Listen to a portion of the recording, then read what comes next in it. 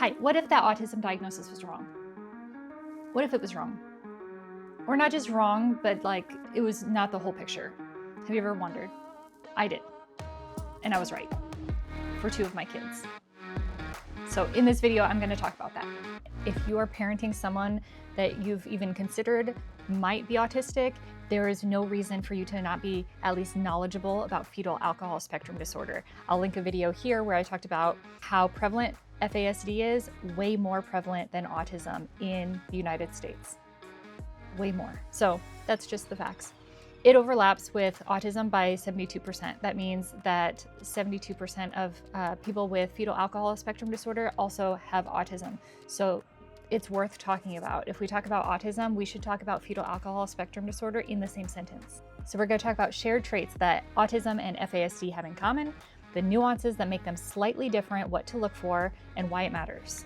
All right, so trait number 1 is general social interaction difficulties. I'm going to be generalizing a lot because no 2 kids with autism are the same with FASD, but we do have to make generalizations for diagnostic understanding. Autism, we generally think that they might be aloof, standoffish. The question that is on all the evaluations is, does your child prefer to play alone, solitary activities? That does not fit my son at all. So when I was doing those evaluations, I thought, okay, well, maybe he's not autistic because he's not this at all. FASD kids have no stranger danger. They're very outgoing.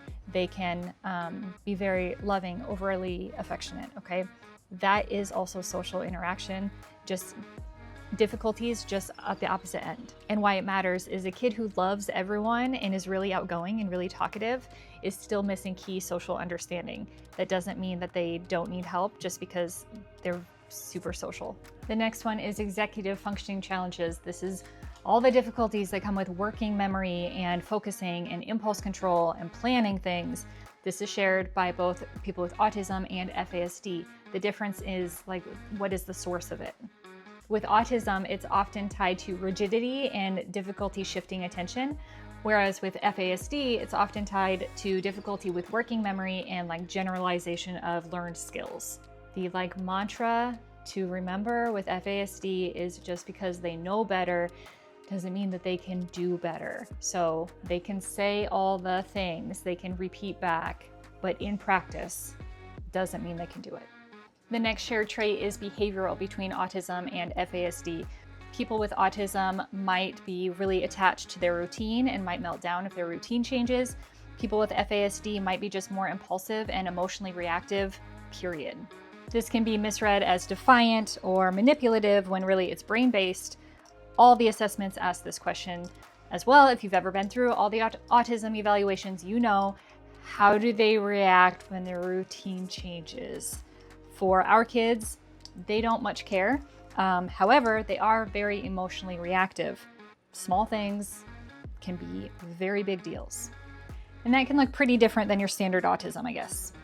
This next one is really interesting. They both have the shared trait of learning difficulties, but in opposite ways. People with autism often have higher nonverbal communication than they do verbal, where people with FASD often have higher verbal IQ than they do nonverbal.